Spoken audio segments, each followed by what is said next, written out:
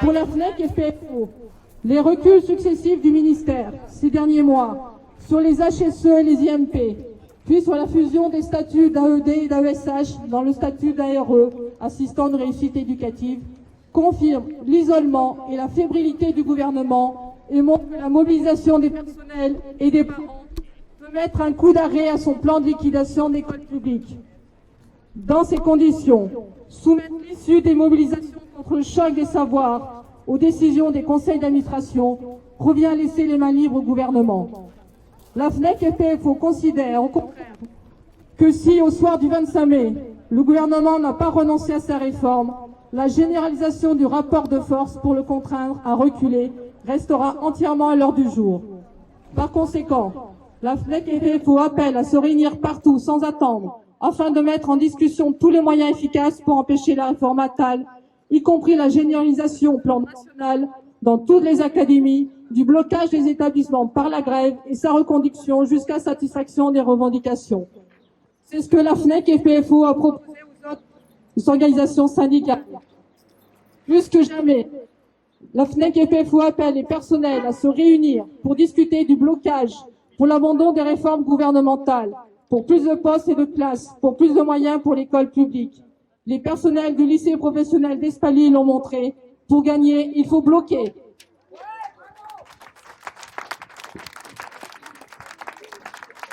Alors, je vais prendre la parole pour la FSU 43. Si nous sommes ici aujourd'hui, c'est d'abord pour dire notre attachement à l'école publique, laïque, gratuite, inclusive, une école qui accueille tous les enfants, quelle que soit leur origine sociale, géographique et culturelle, quelle que soit leur capacité, car à la FSU, nous considérons, et nous l'affirmons dans les statuts qui régissent notre action syndicale, que tous les jeunes sont éducables et capables. Et c'est fort de cette conviction dans l'éducabilité de chacun, de chacune, que nous voulons alerter sur la crise profonde que traverse notre école. Une école qui se trouve aujourd'hui à un point de bascule. Oui, un point de bascule, car l'école telle que nous la défendons, bien commun et creuset de la cohésion sociale, de la citoyenneté, cette école est gravement menacée. Elle est attaquée de toutes parts, à la fois par des choix de politique budgétaire austéritaire et par des réformes managériales et idéologiques destructrices. Rappelons-nous, depuis 2017, les réformes Blanquer du lycée et de Parcoursup, les réformes de l'enseignement professionnel, l'imposition généralisée de la primaire au lycée, des évaluations nationales formatées, plus de 8000 suppressions de postes statutaires dans les collèges et lycées, des dizaines de fermetures de classes et de postes dans les écoles maternelles et primaires de notre département. Depuis 2 ans, 27 fermetures de classes. Et maintenant, le choc des savoirs. Mais que cache exactement cette expression? Le choc des savoirs cache d'abord le tri de nos élèves par groupe de niveau, dont nous savons que bien trop souvent, il correspond aussi à un tri de nature sociale. Les groupes de niveau, vieilles marottes réactionnaires, traduisent une conception violente et inégalitaire de la société. Ils visent à séparer des jeunes d'une même classe d'âge, là où nous pensons que le groupe classe, s'il est limité à 20 élèves, est au contraire une formidable école de la vie en société, une école de l'enrichissement mutuel et de la coopération. Alors, tous les syndicats de la FSU le disent d'une seule voix, ni en fin de primaire, ni au collège, ni au lycée, non, nous ne trierons pas nos élèves.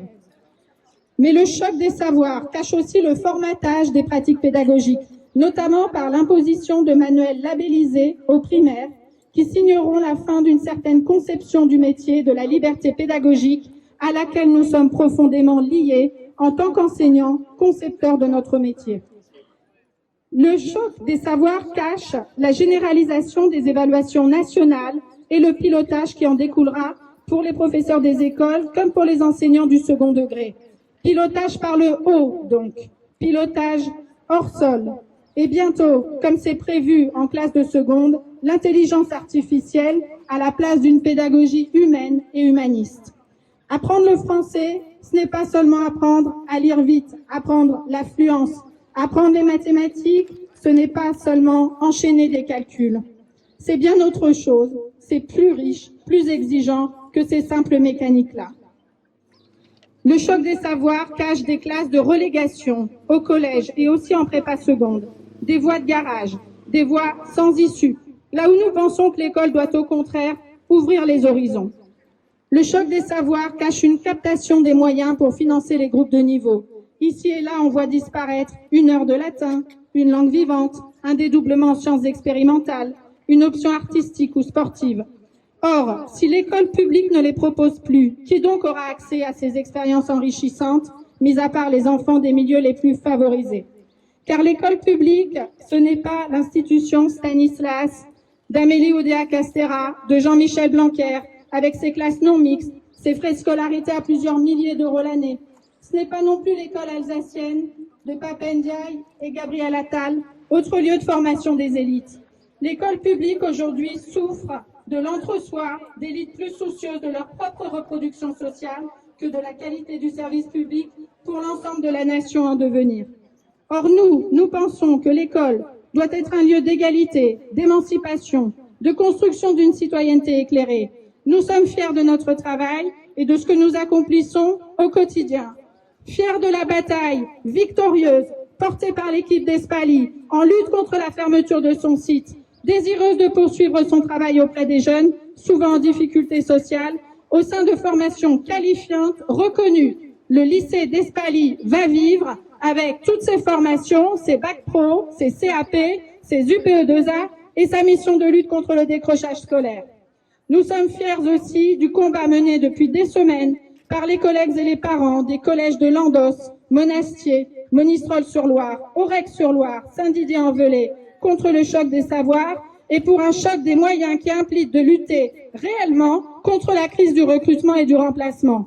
Fiers enfin de tous les combats menés dans le département avec les familles autour de la carte scolaire du premier degré. Notre école rurale, parce qu'elle est la clé de voûte de petites communes, est vitale pour l'avenir de notre territoire. Elle porte en elle un projet de société à la fois juste et écologique.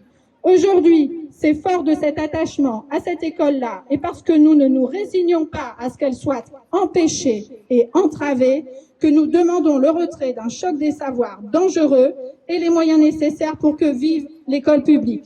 Contre les attaques, nous ne lâcherons rien, nous ne laisserons pas disparaître les valeurs et les missions de la République sociale que nous faisons vivre jour après jour à travers notre école. Je vais prendre la parole au nom de l'UNSA Éducation et je commencerai par féliciter les collègues du lycée d'Espali, tous les collègues qui se sont battus pour obtenir la victoire et qui doivent nous montrer la voie à suivre concernant le choc des savoirs. Donc le choc des savoirs au forceps, seul contre tous. Quand on est persuadé d'avoir raison seul contre tous, contre l'ensemble des professionnels, contre les apports de la science, contre les associations disciplinaires, contre les parents et les élèves, on trouve devant soi une opposition unie. Quand on agite l'autorité comme un mantra, que l'on croit qu'elle se décrète et non se construit, que l'on confond légalité et légitimité, que l'on réduit une partie de la jeunesse à la violence, que l'on stigmatise, que l'on trie, on trouve devant soi une opposition unie. Quand on ne se donne même pas les moyens de ses ambitions, que l'on déshabille Pierre pour habiller Paul, que l'on se déresponsabilise sur les acteurs de terrain, que l'on n'affiche pas clairement des objectifs inavouables, que les mots disparaissent mais que leur empreinte reste, on trouve devant soi une opposition unie. Quand on déploie des contre-feux médiatiques pour évacuer les problèmes qu'on ne veut pas traiter, pour éviter de parler d'inégalité, de budget, de mixité, pour y préférer l'uniforme, le SNU, la labellisation, pour satisfaire des lobbies réactionnaires et des alliances intéressées, on trouve devant soi une opposition unie. Nous sommes fiers de cette unité, professionnels, parents, élèves. Nous sommes fiers, forts de cette unité, elle nous pousse à agir. Nous sommes unis, forts et fiers de refuser ce tri social programmé. L'école publique est notre combat, notre raison d'être. Chaque jour, chaque heure, pour chacun et pour chacune, sans distinction de classe, de niveau et sans prix, elle résonne en nous parce qu'elle nous a construits. Partout, les actions se multiplient sous toutes les formes et à l'envi, manifs, AG, grèves, motions, recours à l'infini. Nous défendons nos valeurs et ce projet les détruit. Je vous invite, si ce n'est pas encore fait, à signer la pétition intersyndicale contre le choc des savoirs. Merci.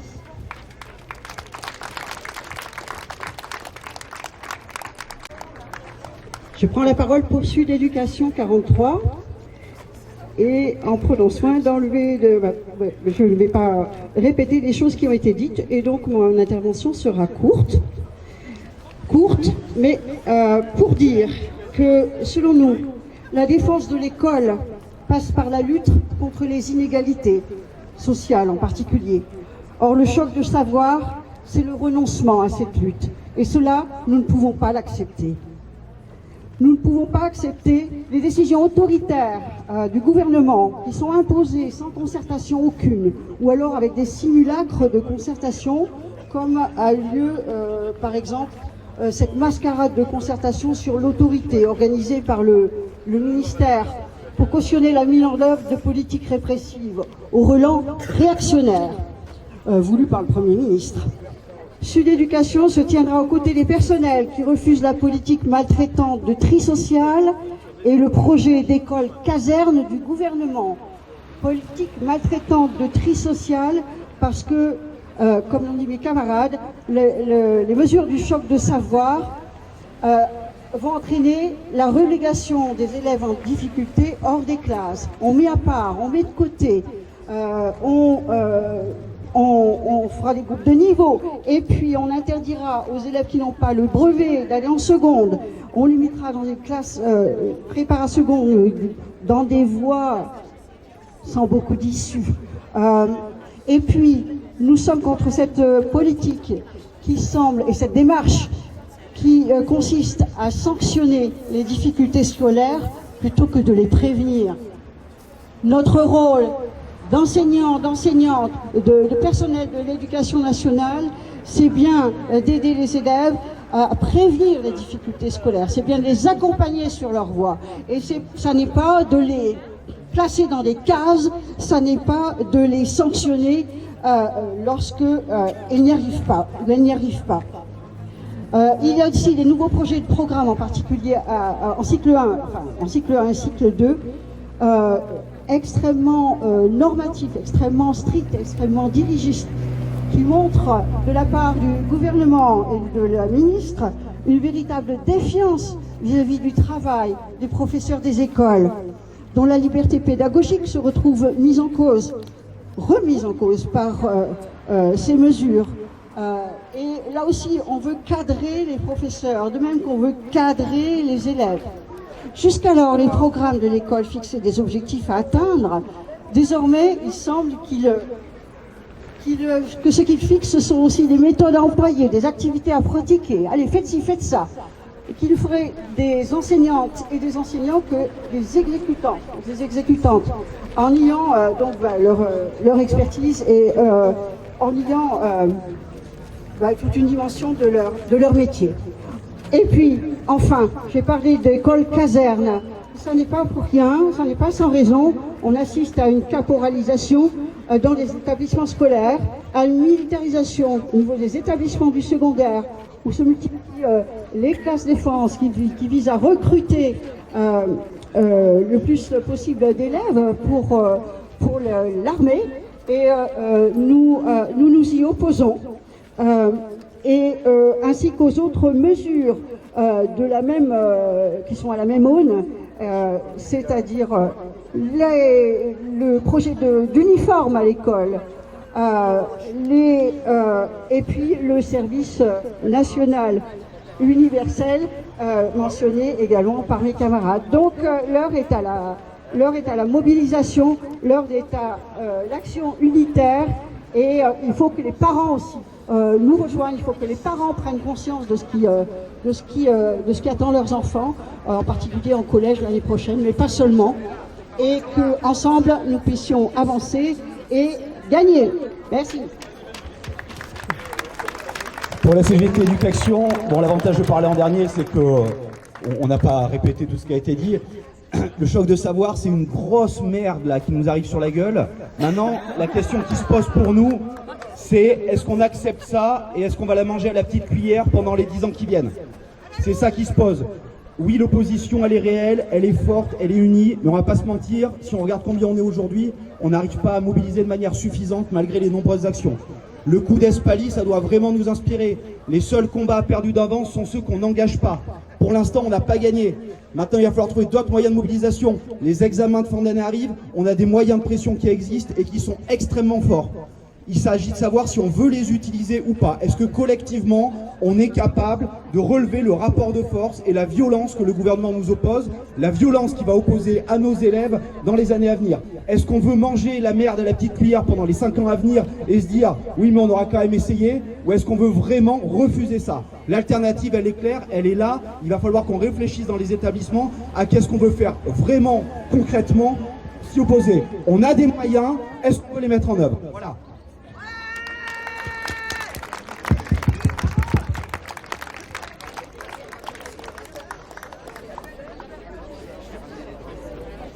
Est-ce que les collègues d'Espali voudraient nous rejoindre?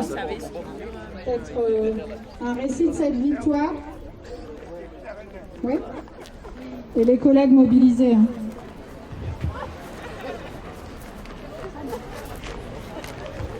Voilà, Bénédicte. Bravo! Bravo à vous!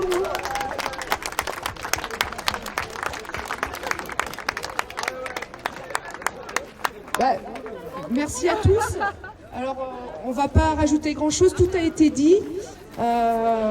Dès le 2 mai, on apprenait que les formations allaient être transférées au lycée.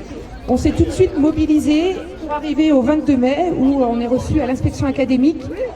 Et là, on nous annonce que déjà, lors de la réunion du 2 mai, c'était à l'état de réflexion, alors que l'artillerie lourde avait été déployée.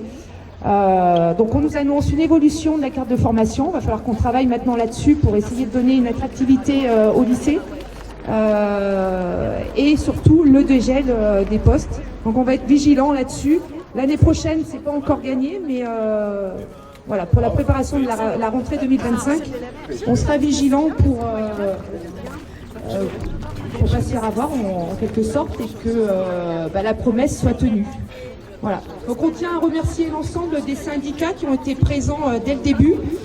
Même les autres collègues, on a pu prendre des infos, des idées des collègues de collège. Et si on est là aujourd'hui, malgré la victoire, on est là pour soutenir le mouvement des collèges. Voilà.